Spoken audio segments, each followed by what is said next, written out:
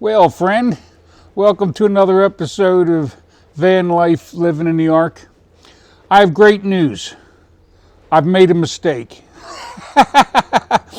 You won't hear too many people talking Jesus say that, will you?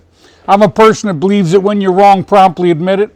And I've been asking God for clarification on this one because I'm going to talk about a parable that the entire Christian church has gotten wrong, including myself, and I never heard it used rightly, and I just heard a man explain why it is. So let me explain to you the parable. It's in a couple of the Gospels. He talks about that a man is going to leave to go to a distant country, and then he leaves the three servants a bag of money, each according to their ability, and the one that he gave the most to received the most, and then everybody got some, made money on their money, except for the servant that he gave one bag to, and he buried the treasure. And he said, because you're a hard master, I buried the treasure, right? And he said that the master would say, wicked servant, you should have at least put it in the bank to draw interest on. That is the part that threw me off and why I knew that parable couldn't been what I thought it was, but I couldn't. So I was asking God for clarification, and he took a while, but he finally gave it to me. I found it today. So anyway, so he said he bound that servant and threw him out, right? And the problem with that parable is that I myself do not study Hebraic law. I study Jesus. Christ is my king. His parables mean everything to me. Those of you that want to study Paulianity and say Jesus was a liar and not the truth, well then you're not going to want to listen to me anyway because you don't even care about his parables and don't listen to him, right? So I'm only here to talk to people that really want to know the kingdom, because Jesus said the kingdom was here, and all his parables about the kingdom's like statements were about the kingdom here. So this one I could not figure out, because he condemned the Pharisees for giving 10% of their cumin and spice. And when in that parable he says that you should have at least put it in the bank to draw interest on it. So that to me would have been like some Christian sitting in a church doing absolutely nothing and then saying, oh look, I'm righteous, I go to church once a week and I give 10% of my cumin and spice, which is what Jesus condemned the Pharisees for, right? So I condemn the Christians for it. So I've always had a problem with this parable because that drawing interest looked like it could have been talking about that, and I knew it wasn't, but I didn't know what it was, right? So now I'm not going to do a good job explaining this. If you're on TikTok, I did actually repost this video this gentleman made, right? And if you're on Facebook, I reposted it. However, there's no way to post it to some of the other social media sites I'm on. So if you see this video on one of those sites, you'll have to go to if you want to see the video that I'm talking about, you will have to go to either TikTok or Facebook to see it.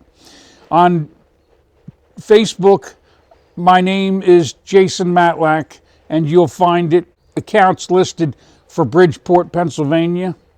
And if you go to TikTok, it's under Van Life Living in the Ark, right? So depending on what site you're going to, but some sites are under my name, some are under Van Life Living in the Ark, so it just depends where you go to find it. But anyway, so this gentleman was explaining that he was actually talking to a bunch of peasants, right? People like me, not rich folks. And so they were seeing this parable completely different back in the day compared to what other people are understanding it now. So he was talking about a literal tyrant that was wanting people to get money because a talent wasn't just a little bit of money. I never understood how much a talent was worth, but they were explaining that it is worth a lot of money. And so it would have been like an entire year's wages for a lot of people and such. And that back in the day that's, all these tyrants were masters over people and making them make money. And this one servant buried the treasure and didn't give him a dime. So he was kind of rebelling. He was being like Jesus, because Jesus was a rebel. All God's prophets were rebels. They never told the people what they wanted to hear. And so what I love about this parable is I'm like the one that buried his treasure. I refuse to give the dragon his due, which is a publicly traded corporation or a government, because they are slaves to the corporations, right? Through Citizens United versus the Federal Election Commission. So I'm the one who buried his treasure and refuses to give it up. So now I appreciate that parable because I understand it, because I just knew it couldn't be the way that I was understanding it.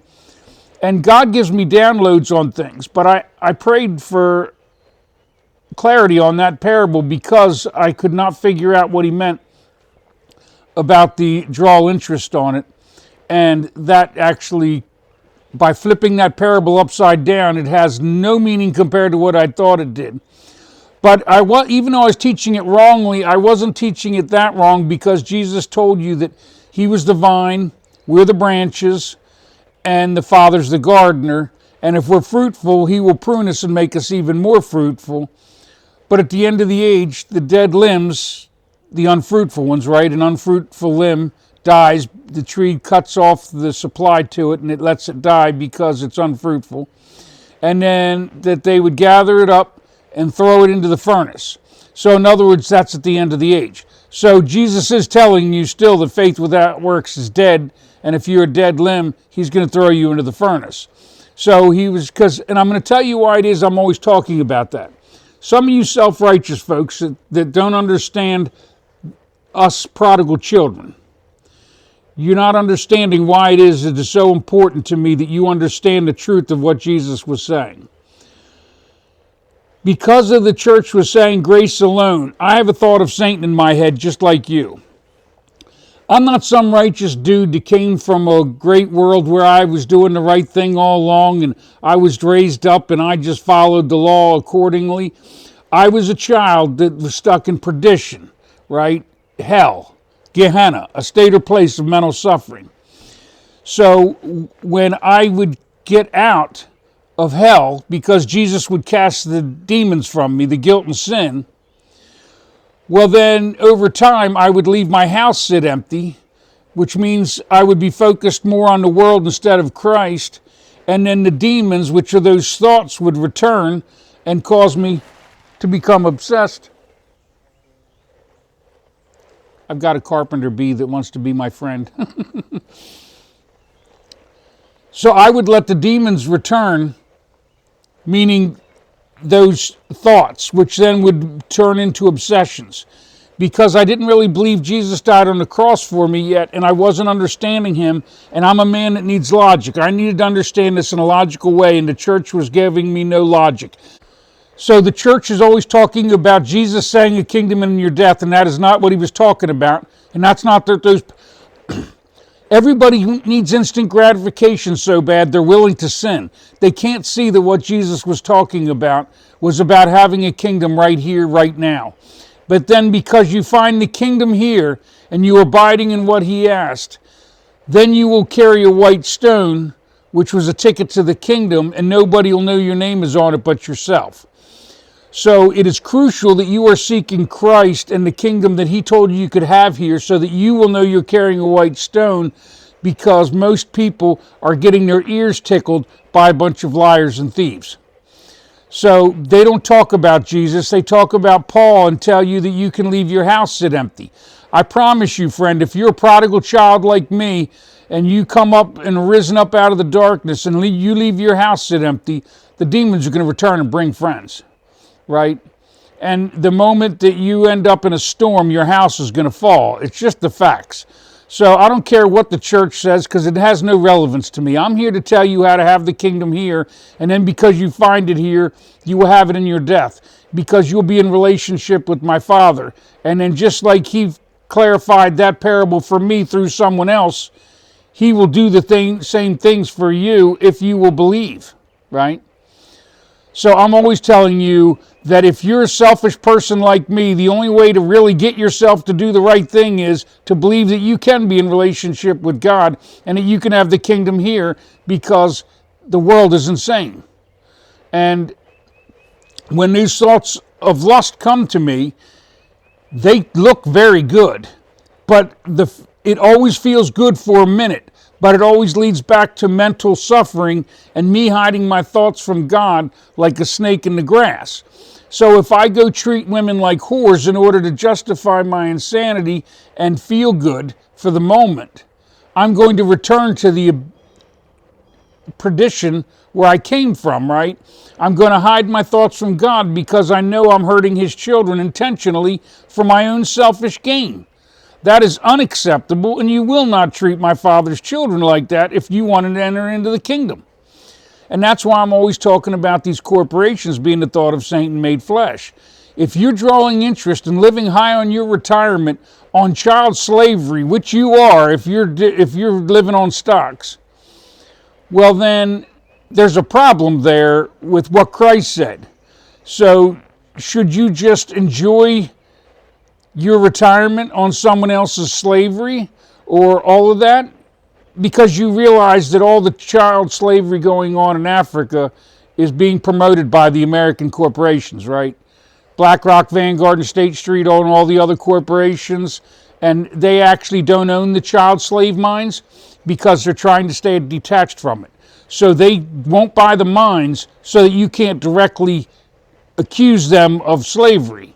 Instead, they buy it from the slavers, which is just as disgusting, and you're just as guilty as if you were over there cracking the whip on them kids yourself. That's a fact. So we use corporations to justify our hypocrisy, and I'm done with it. That is the reason I'm the servant that is an unworthy servant to the dragon, right? I'm my Father's child. I am the prodigal child risen up out of hell, and I will drag that dragon back into the abyss, even if it kills me, because I will not let you do that to other children, because if I was that child, I wouldn't want you to do it to me, right? I wouldn't want me to do it to me if I was the child over there in child slavery being treated horrible. Same thing here with people watching porn. How do you know the people that you're watching porn aren't actually sex slaves now that they've uncovered what a ring it is? Because you might think that they're on there and they're actually doing that for fun, but some of them might be doing it for enslaved. And even if not, if it was your mother, daughter, or your sister, or somebody you dearly loved, would you want the whole world watching them create sex acts in front of the whole nation? Degrading themselves and trapping themselves so that they can't put their thoughts before God like you claim you do as a Christian? I mean, the whole religion has turned into hypocrisy. I'm telling you that Christ was telling you how to get the kingdom here. If you want out of slavery to your own mind, you have to spend time in your secret place seeking God through the Son and believe that he died for you. Believe that the Holy Spirit will testify to you about him. Never believe anybody, including me. I say that over and over, right? If you find, because just like that one parable, I've been giving it to you wrong. However, even though I was giving it to you wrong, it still lines up with the fact that if you're a dead limb, you're going to be thrown from the kingdom, just like if you don't give forgiveness, then you're going to be cast into prison to pay all that's due. This is all stuff that Jesus said. So I'm never trying to, and also today, while I was learning that, somebody led me to go look at 1 Peter chapter 3, verse 19. Do you know that it talked about Jesus going and visiting the spirits in prison while he was during his crucifixion? Do you understand that? And it talked about in the Bible that I read. Now I have different Bibles. I haven't checked in the other one yet. But it also in that Bible talked about that he was visiting the spirits from before the flood of Noah.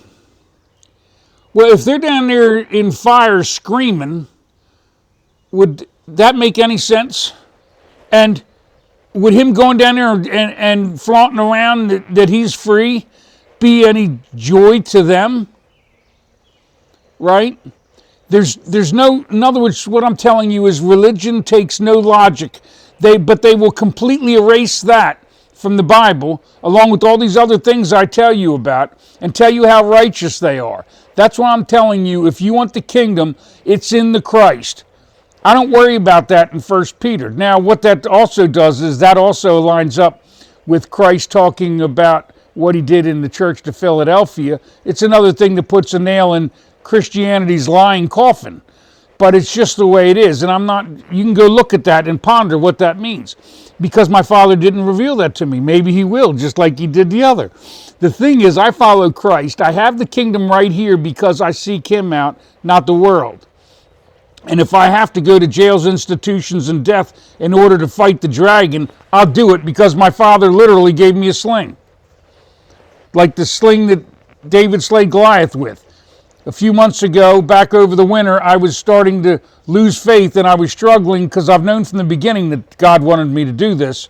And in a weak moment, I prayed to the Father and I was like, Father, I really need you to just give me a way to know that that was it. And then he gave me this sling, which is right there is where you put the rock, and you sling your rock at Goliath to take him down.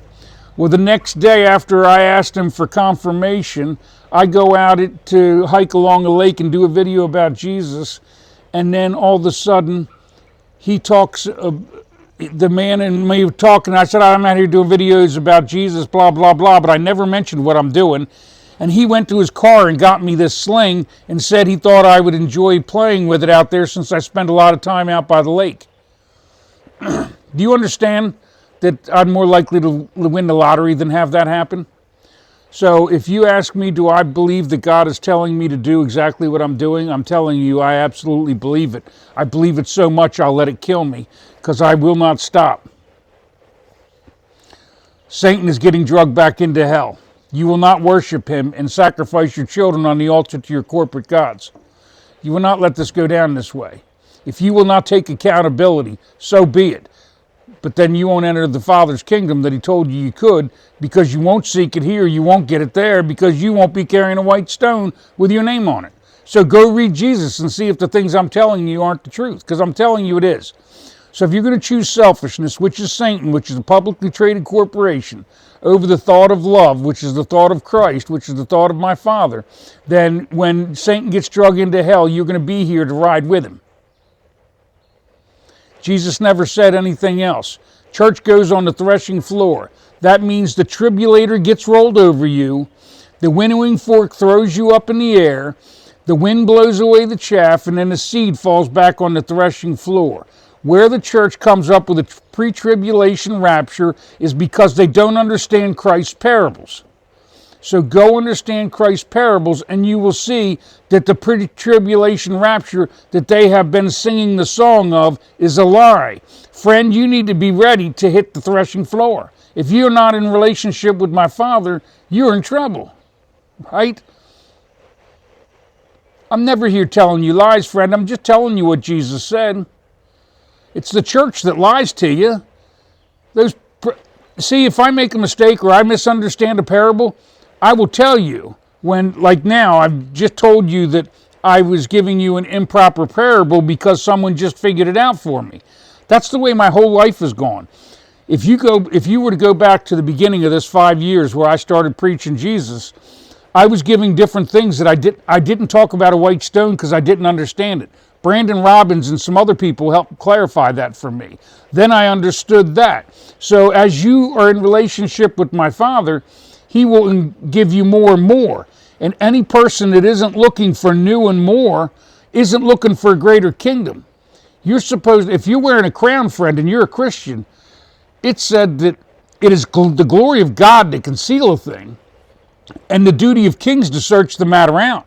Well, if you're a Christian and you're claiming to a crown, I sure hope you're searching matters out. Because otherwise, you're chasing the world instead of God, and you're going to end up, at the end of the age, Satan's going to accuse you, that betrayer in your head, and Christ is going to say, I don't know you because you don't know him. You never tried to figure him out. You listen to a bunch of Pharisees tickle your ears. Stop doing that. But like I said, since I just now showed you that I'm wrong, I want you to go listen to a lot of people and build a rock. Because what will happen is, if you really seek my Father, he's going to reveal himself to you. I've seen him in the beginning. So it doesn't matter what's right or wrong in Scripture. I know why my Father creates. He is the I am, and he is the only I am. He is the Trinity in creation because that's the way it works. And Christ agreed to do what it was he did. But in the beginning, the reason my Father became a Trinity was for creation. In the beginning, there was only God. I'm not here to say anything different. And Jesus told you the Father's greater than I. Jesus said so many things, and people heard so little because they chose selfishness over love, and they don't want to give God any time. The Word made flesh, the truth, came down and spoke to you, and nobody gives a darn about what he said. They want to go listen to Peter and Paul and call Christ a liar. That makes you thieves. So go listen to your King. He is the truth and the life. And no one goes to the Father but through him. Period. Not through Paul. He ain't your Savior, neither's Moses. Christ told you the truth. Accept the truth or don't. It's your free will choice. Whichever one you make is going to be the one you have. I can't help that, but you can. So I'm telling you, just go start getting to know him. Because it's a late hour, and if you can't see what's going down in this world, I can't help you. I've been telling you all these videos to go to watch these different things about archaeology, geology, about things that the corporations are doing behind your back, and the governments too. There is all kind of things going down right now, friend. The perfect storm is forming, and those that do not have their house built on the rock, their house is going to crash down. I'm not lying to you. You can see it. But most of you don't want to look. And if I tell you, those of you that aren't ready, you'll get scared and then be like, oh my God, but I can't help that. You either want the kingdom or you don't. And if you don't want the kingdom, you should never be listening to me anyway. I'm never here to declare myself righteous. Why would you call me good teacher? There's only one that's good. That's God. My king wouldn't declare goodness, so I can't either. So I tell you on here, of myself I am nothing. It is the Father who doeth the works. Not even the words I speak are on my behalf, but on behalf of the one who sent me. Right? Just like Jesus did. He's in my heart. He told me when I go before my judges, which is this camera, not to think about what to say, and he'll give me what to say at that very hour. Yet now you found out that I've been giving you a wrong parable. Does that make me a sinner and should be cast from the kingdom because I was teaching you what I was taught and God didn't give me clarification until he did? But if all of us that were talking God were busy trying to learn new things and really understand Christ instead of all the babble of the church, well then we'd bring the kingdom that Christ was talking about. We wouldn't count on someone else to do it for us. We ourselves would do it. That's your responsibility, wearing the crown of Christ. If you're not going to wear your crown, then don't claim you are. But if you're going to do it, then go spend time in your secret place and seek the Father by getting to know the Son, and then the Father will testify to you about the Son, or he'll send you to people talking about what it is you need to hear on other videos like you did with me. But the problem is, I'm not even that smart. I'm truly like a child. My Father sometimes gives me some things in downloads. Nobody told me about Yom Kippur and Jesus and Judas. Nobody knew it. I started talking about that years back. But I didn't talk about being the spirit of Judas then because my Father told me not to.